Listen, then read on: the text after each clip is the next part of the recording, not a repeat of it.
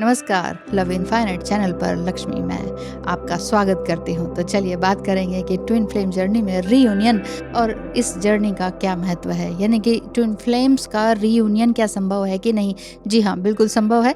जब उनके बीच बहुत बड़ा उम्र का फासला हो जाता है तब क्या होता है, यानी कि एज गैप के बारे में भी आज हम बात करेंगे कि ट्विन फ्लेम जर्नी में इस तरह का रहता है, क्योंकि ये एक बाहरी रूप से फिजिकल बात नहीं है। ये जर्नी है आपके अंदरूनी हिसाब किताब को समझने की, अंदरूनी सफ़र को समझने की। तो चलिए शुरू करते हैं। ट्विन फ्लेम का जो कनेक्शन है वो एक एज गैप वाला होता है। कई बार बहुत ज़्यादा होता है कि ट्विन फ्लेम का जो कनेक्शन है आत्मा का कनेक्शन है, ये आपको मालूम है। ये किसी उम्र, जाति, धर्म या सामाजिक बंधनों से बिल्कुल परे होता है। जैसे कि सीएस लुइस ने कहा है कि आप कभी बूढ़े नहीं होते, एक और सपना देखने के लिए आप रेडी रहते हैं। यानी कि ट्विन फ्लेम की उम्र का जो फासला होता है, यानी कि जो एज गैप होता है, वो उनकी परिपक्वता को दिखाती है, मैच्योरिटी को दिखाती है। आपके पास्ट लाइफ के जितने भी वुंड्स वगैरह हैं, जो आपने उस समय विज़डम लेकर आए हुए हैं इस जन्म में, वही चीज़ तो आप अपने पार्टनर को सिखाने के लिए आए हुए होते हैं। यही एज गैप जो है ट्रांसफॉर्मेशन की तरफ लेकर जाता है। मसलन जैसे कि आप फेमिनाइन एनर्जी हैं, तो आप अधिकतर क्या होती हैं, चेज़र होती हैं, और जो मस्कुलाइन एनर्जी है वो ज़्यादातर क्या रहती है, रनर रहती है। तो इन दोनों में ही तो बदलाव आने के लिए ये सब कुछ होता है। लेकिन ये एक प्रक्रिया है और उसी का ही एक हिस्सा है, यानी कि इट्स अ प्रोसेस। तो फिर ये जर्नी हमें मिलती क्यों है, ये भी सवाल है। ट्विन फ्लेम जर्नी एक्चुअली इसका जो मेन मोटिव है, आत्मा का विकास करना, उच्च चेतना की तरफ जाना, यानी कि हायर कॉन्शियसनेस की तरफ जाना। और ये जो यात्रा है वर्तमान में जीने की शिक्षा देती है। कहते हैं कि भई आप पास्ट को भी भूल जाओ, फ्यूचर को भी भूल जाओ, प्रेज़ेंट में रहो। जैसा कि कहा गया है कि past is a lesson, future is an imagination, but present is a gift. तो इसी को अप्लाई करना होता है। एज गैप हो या कोई अन्य बाधा, ये जो यात्रा है आपको यही सिखाती है कि हर चुनौती आत्मा के विकास का हिस्सा है। हर एक मिलन किसी एक रिश्ते तक सीमित नहीं है, बल्कि सोर्स से जुड़ने का ज़रिया है। तभी तो हम कहते हैं भगवान, भगवान तभी हम करने लगते हैं। तभी हम बहुत ज़्यादा भगवान शिव और माँ पार्वती की तरफ जाते हैं, क्योंकि सोल का ट्रांसफॉर्मेशन होता है। सोल का ट्रांसफॉर्मेशन में पेन तो होता ही है। तो दोनों आत्माएँ जब अपनी-अपनी जो रिलेशनशिप को निभाते हैं या अपनी-अपनी भूमिका, अपना-अपना रोल निभाते हैं, उसके बाद जो चेतना का जो ट्रांसफॉर्मेशन होता है, तभी आत्मा जो है आत्मिक शांति की तरफ जाती है। जैसे कि एक कोट है कि the meeting of two twin flame is the dance of souls, not bodies. Dance of souls, soul का डांस है। अपनी आंतरिक शक्ति को पहचानना, मस्कुलाइन एनर्जी और डर और अहंकार को छोड़कर जब आत्मा की तरफ जुड़ती है, तभी ये जो रियूनियन होता है तभी संभव हो पाता है। कैसे? ये तभी होता है जब आप अपने ऊपर काम करते हैं। कॉन्शियसनेस भी इसके अंतर्गत आती है। कॉन्शियसनेस को समझना बहुत ज़्यादा ज़रूरी है। यदि आपको भी लगता है कि आपकी ट्विन फ्लेम जर्नी में एज गैप बहुत ज़्यादा है, लेकिन फिर भी आपका एक मैग्नेटिक पुल है, लेकिन इस चीज़ को किस तरह से हैंडल किया जाए, तो इसके लिए कंसल्टेशन बुक कराएं। स्क्रीन पर दिखाए नंबर पर मैसेज करके फीस स्ट्रक्चर पता करके। ट्विन फ्लेम जर्नी में जो एज गैप होता है, इसमें कॉन्शियसनेस पर ही विचार करना होता है। तो कॉन्शियसनेस का मतलब है अपने विचारों, यानी कि अपने थॉट्स पर, अपने भावनाओं यानी कि अपनी इमोशंस पर, और अपने कर्मों को समझना ज़रूरी है कि आपके क्या एक्शंस हैं, कुछ कर भी रहे हैं कि नहीं। यानी कि कर्म की ऊर्जा को समझिए। हर दिन एक अच्छा काम करते रहिए, कर्म अच्छा होता चला जाएगा। जो किसी के जीवन में सकारात्मक बदलाव ला सके, पॉजिटिव चेंज ला सके, ऐसा कर्म करते रहिए। दूसरी बात, ध्यान और प्रार्थना करते रहिए।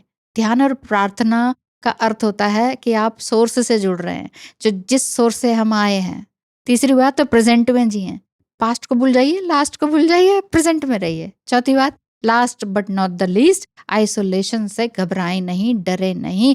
और जो पिछले 3 पॉइंट्स बताए हैं, याद हो गए आपको? जो पिछले 3 पॉइंट्स अभी बताए हैं, उनमें आगे जीना। Spiritual journey are not about becoming better than others, but becoming better than yourself.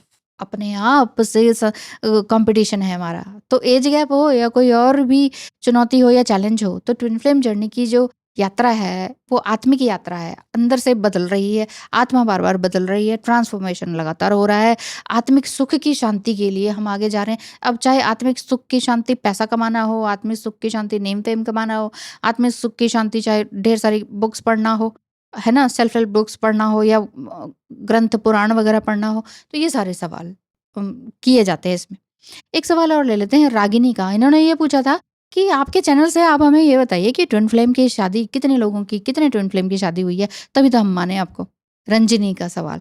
तो देखिए रंजनी, ट्विन फ्लेम जर्नी का जो प्रोसेस है, सिर्फ़ मैरिज पर नहीं टिका हुआ है। बहुत लोग यही कहते हैं कि भैया एज गैप है, ये है, वो है, तो अब मैरिज कैसे? तो वो यही पूछना चाह रही हैं कि कितने कितने हो गए आपके बताइए पहले? तो पहली बात तो ये है कि मैरिज ब्यूरो तो नहीं है ये, और इसीलिए इस प्लेटफ़ॉर्म में आके आपको ये देखने को मिलता है, इस चैनल पर आकर, कि आप वाक़ई अपने इमोशनल लेवल पर आगे बढ़ पा रहे हैं कि नहीं? फ़िज़िकल लेवल पर आगे बढ़ पा रहे हैं कि नहीं? आपका जो physical, mental, emotional level high हो रहा है कि नहीं? एक्चुअली जो मैं प्रैक्टिकल टिप्स वगैरह दे रही हूँ या देती हूँ, ये खुद पर काम करने के लिए होता है कि आप खुद पर काम करें। थोड़ा पेनफुल तो है ही, ट्रांसफॉर्मेशन तो पेनफुल होता ही है, बड़े ईज़िली नहीं होगा। कोई शुगर शुगर कोटिंग नहीं चल रही होती है इस चैनल पर। तो दुःख है, दर्द है, पेन है, आएगा, सहना पड़ेगा। रोते-धोते हुए भी आपको एक सही रास्ते पर लेकर जाने की ये जर्नी है। मैं नहीं लेके जा रही, लेकिन मेरा तरीका है इसी तरीके से लेके जाना, जिस तरह से मैं गई हूँ। तो इसी तरीके से आप ये मत समझिए कि जो लोग ये बोल रहे हैं कि आओ, आओ हमारे पास आओ और हम आपको ट्विन फ्लेम 3D वर्ल्ड में रीयूनियन या शादी कराएँगे। तो हो सकता है उन्होंने मैरिज ब्यूरो खोला हो, मैंने तो नहीं खोला है। तो मेन चीज़ ये है कि ये आध्यात्मिक जर्नी है। ऐज गैप हो, चाहे कुछ और आपकी जो चैलेंजेज़ आ रहे हों, कुछ भी हो सकता है। जाति-पाति, धर्म, कास्ट और भी क्या, पैसे कमाना, या मम्मी को पसंद है, पापा को पसंद नहीं है, व्हाटएवर जो भी कुछ है। तो ये सारी जो चीज़ें हैं, इन सब बातों से ही तो हम सब क्या है, दूर होते चले जाते हैं। हम अपनी आत्मा से दूर होते चले जाते हैं। तो हमें एथिकल चीज़ों को अपनाना चाहिए ना कि इन चीज़ों में या इस लूप में फँसते चले जाएँ कि हाँ, हाँ, चलो भई इधर से शादी हो जाती है, इधर ही एक गाइडेंस ले लेते हैं। शादी is not the ultimate goal of any इंसान। किसी भी व्यक्ति का ये नहीं है अल्टीमेट गोल। लेकिन हम करते इसी को उसी तरीके से हैं, क्योंकि मेन चीज़ इसी को ही बना दिया गया है। घर बना लो या फिर शादी कर लो। इन 2 चीज़ों में जो मिडल क्लासर है, वो बहुत ज़्यादा पैसा लगाता है। छोटे क्लास वाले भी बहुत ज़्यादा इसी में ही ज़िंदगी निकाल देते हैं कि कितना हार्ड अर्न मनी पूरे जीवन भर की या शादी में फूँक देते हैं या फिर मकान में फूँक देते हैं। हो सकता है कि बहुत लोगों को बुरा भी लग रहा हो, लेकिन डिवाइन कनेक्शन है। अगर आप डिवाइन जर्नी पर चल रहे हैं और आपका 3D लेवल का ही मोटिव है कि ऐसा मेकअप, ऐसा लहंगा और ऐसा वो, और इतना करोड़ों की शादी करनी है, तो फिर आप डिवाइन जर्नी पर क्या वाक़ई हैं? ये आप अपने आप से पूछिए। तो क्या आप वाक़ई आध्यात्मिक लेवल पर हायर हैं? ये आप अपने आप से पूछिए। तो क्या फिर आप वाक़ई इमोशनली स्ट्रॉन्ग हैं? तो यानी कि आप अपनी ईगो दृष्टि को भी देखिए, आप अपने 3D वर्ल्ड की दृष्टि को भी देखिए। उसके बाद ही आपको समझ में आएगा कि आप इस जर्नी पर चलने लायक हैं भी कि नहीं, आप अपने आप को बना रहे हैं कि नहीं, या फिर सिर्फ़ जस्ट जो चीज़ दिख रहा है उसी के पीछे भाग रहे हैं। इसीलिए कहती हूँ कि कब होगा कोई भी चीज़ इस धरती पर रियूनियन, या फिर कैसे होगा, ये हमारे सोचने का काम नहीं है, मेरे भी सोचने का काम नहीं है, मुझे भी आपको ये बताने का काम नहीं है कि हाँ, इस टाइम तक आपका रियूनियन हो जाएगा। पूछिए ही मत किसी से। अनकंडीशनल लव का मतलब ही क्या है? इसीलिए अनकंडीशनल लव खुद से तो कीजिए। आप खुद को ही सेल्फ लव नहीं कर पा रहे होते हैं, इसलिए हर तरह की जो चैलेंजेज़ हैं, वो आपको वो एक बहुत मील का पत्थर साबित वाली बात लगती है कि इतना दूरी कैसे तय करेंगे भई? ये सारी चीज़ें कैसे करेंगे? क्योंकि अल्टीमेट गोल आपका क्या रहता है? मैरिज। मेंटल पीस होना चाहिए अल्टीमेट गोल, है कि नहीं? मेंटल पीस है कि नहीं? आध्यात्मिकता पर ऊपर जा रहे हैं कि नहीं? यूनिवर्स से मिल जाना सबने ऊपर ही है। तो ज़बरदस्ती किसी भी चीज़ पे मत करें, अपने ऊपर ध्यान दें बहुत ज़्यादा। अगर ये वीडियो पसंद आई है, कोई बात समझ में आई है, तो ज़रूर लाइक कीजिए और सब्सक्राइब कीजिए, और अगर लगता है कि किसी और को भी समझाने के लिए ये वीडियो कारगर रहेगी, तो शेयर करना तो ज़रूर बनता है। बाकी अपना ध्यान बहुत ज़्यादा रखिए, अपने आप को इमोशनली स्ट्रॉन्ग कीजिए, बहुत इधर-उधर बातों में बहिए मत। God bless you. Thank you so much.